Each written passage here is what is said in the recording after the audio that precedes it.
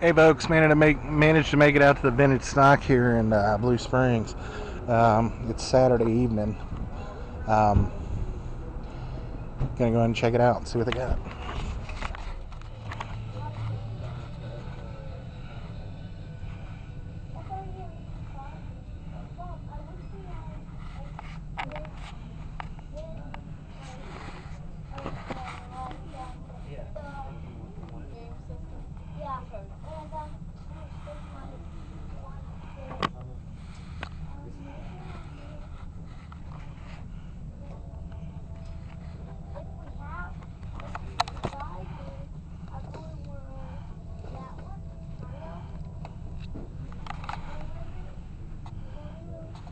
Bunch of PS1 games. I know LMA 187's been collecting PS1, so got a ton of them here, buddy. Looks like they doubled their collection in the last couple of weeks.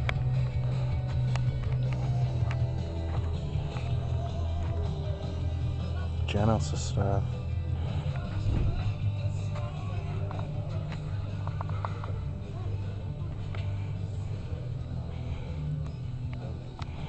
Jaguar. Some Genesis stuff. Ooh, they have Street Rage too. $10. I wonder if it's got the directions. Might have to look.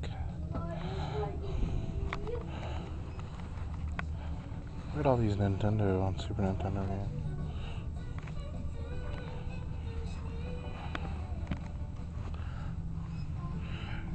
No Clip Mario Brothers.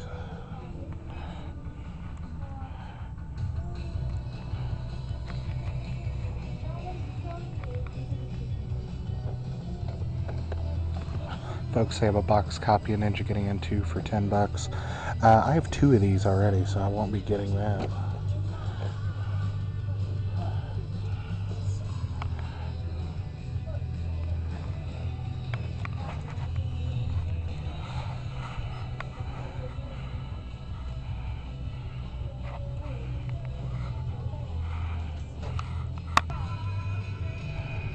I have an in-box Atari Jaguar controller for $15. I do not have an Atari Jaguar, but it's cool to see in-box stuff. Like, see they have some Jaguar games. Folks, welcome back. Sandamtod here. Welcome to the future, folks. 2011. God damn, we made it. Got a couple of pickups over the weekend, actually, so I'm doing a pickups video. Can you imagine that?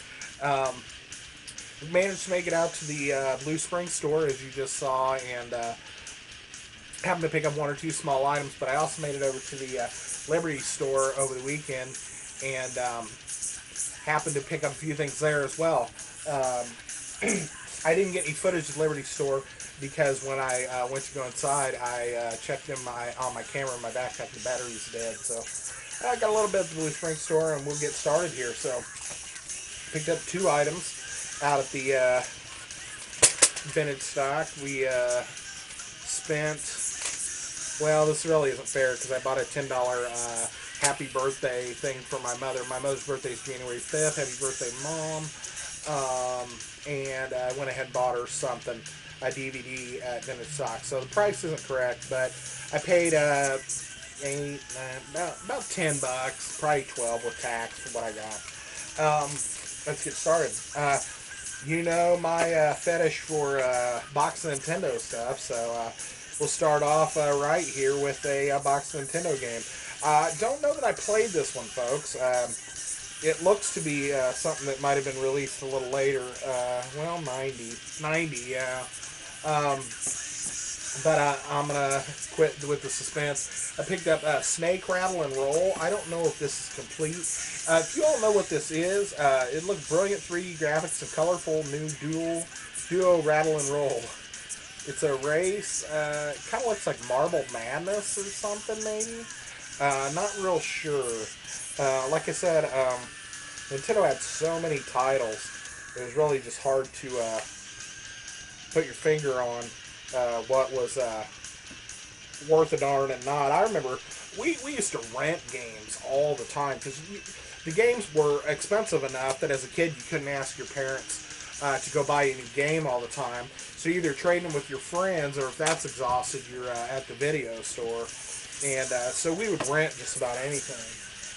But, you know, some of them really sucked and some of them were cool. So I don't know why, but this has a Walmart sticker on the top for 89 cents.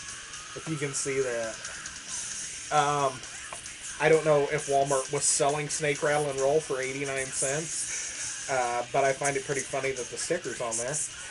It is complete, but it's missing the not cardboard, styrofoam deal. Ooh, awesome!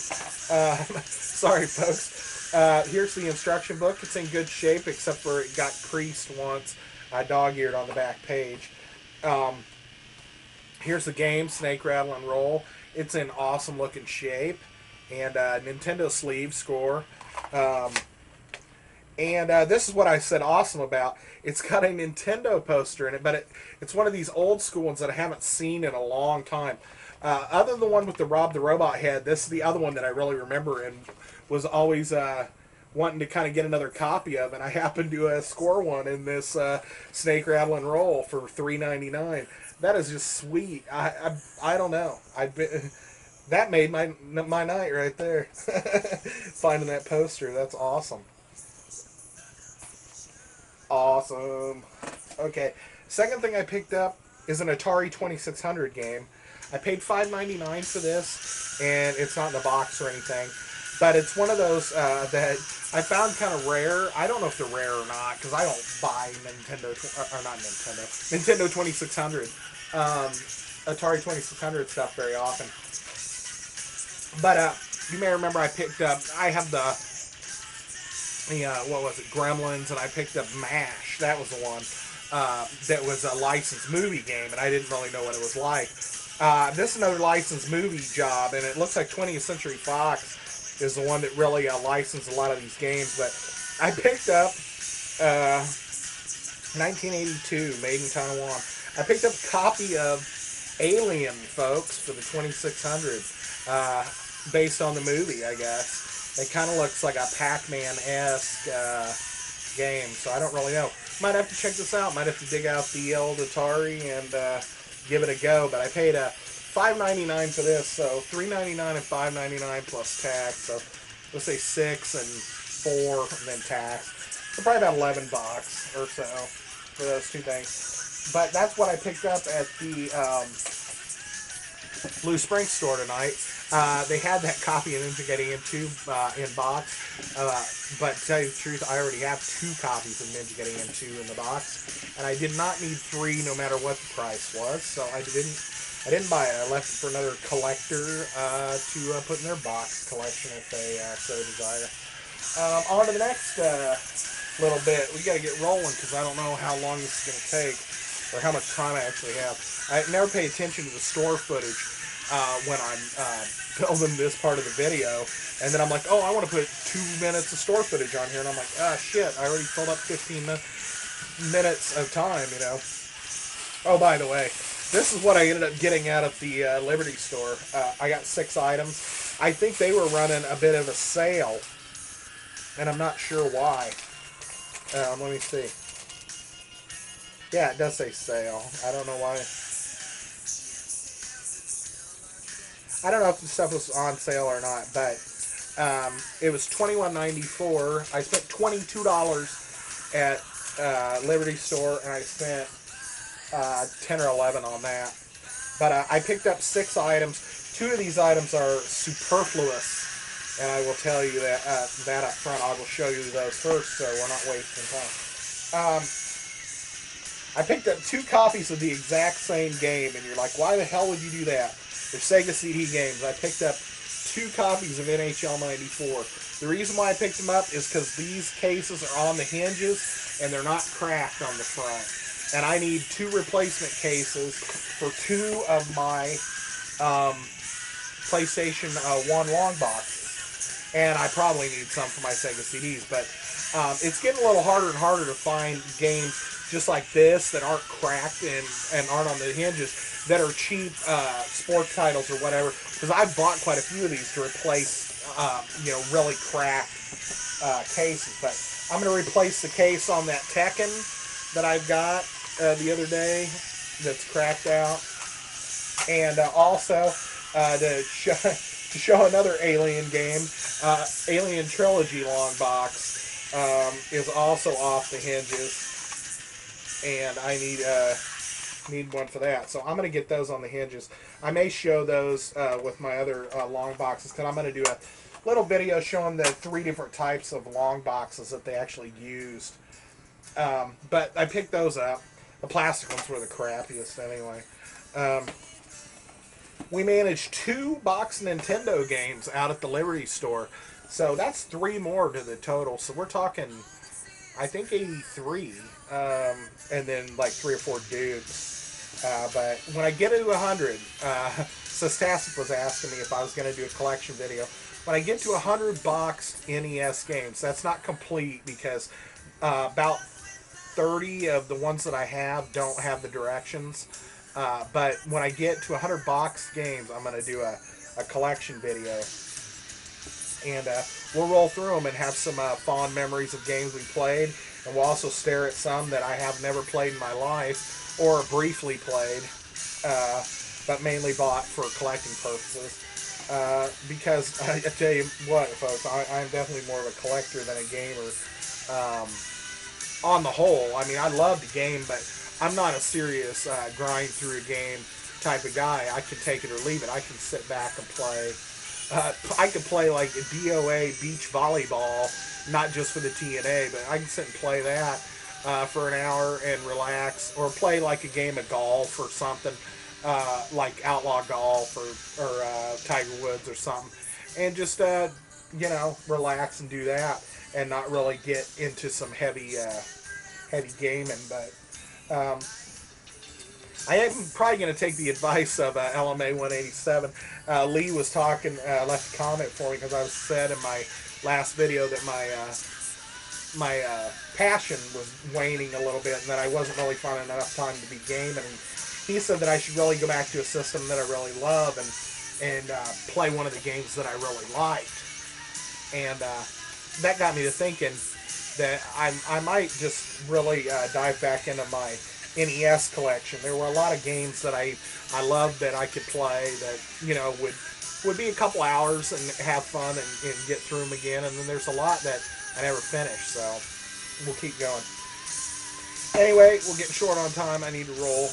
The first one I picked up is, speaking of rolling, Roller Ball for $5.99.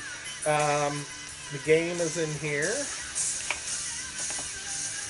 And the sleeve, it does not have the directions, so that's another one for our box yet not complete.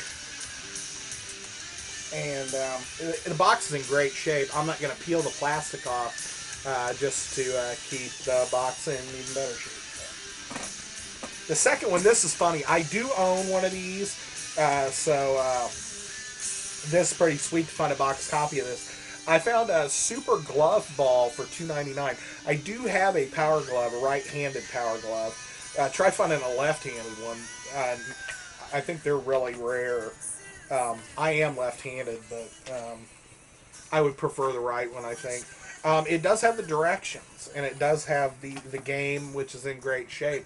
It does not have a sleeve, but it does have the cardboard thing in the bottom. That's awesome. This box has never been crushed. Yeah, neither was the other one. They were kept in pretty good shape. So this is a CIB complete box Super Glove Ball. So that's awesome. 2 more games, and we got about a minute and a half. I think I'm going to call this video Aliens, Aliens, Aliens, because we have 2 more Super Nintendo games. These are not complete, but they are boxed. I picked up this one for $4.99. I have this for the Genesis, but I decided to go ahead and pick it up for the Super Nintendo. Alien 3 for the Super Nintendo. And like I said, both of these are missing the directions. So I was kind of torn about getting them, but the carts looked in really good shape. And sometimes at the vintage stock, it's a little hard to find good-looking Super Nintendo stuff. A lot of times the carts are loose. and they're not cleaned real well. They're kind of dirty looking, and the labels are pretty worn because it was geared more towards kids, I guess, back in the day. The second one I picked up, I already had a copy of, but it wasn't in box. Super R-Type. So now I have a double, loose cart double of Super R-Type. But this one is not complete either. But it does have the registration card. And it has the game, which is in good shape. They don't have the plastic things on the bottom, but I can get some of those, so I'm not that worried about it. So anyway, folks, that's what I picked up over the weekend. Some nice box editions, and a couple new cases for some PlayStation 1 long box. So I'm going to sign off. Thanks for coming by and checking out the video. I'm talking as fast as I can here. I hope you all had a good weekend and get your new year started off on the right foot. Like I said, thanks for coming by, and I'll see you next video.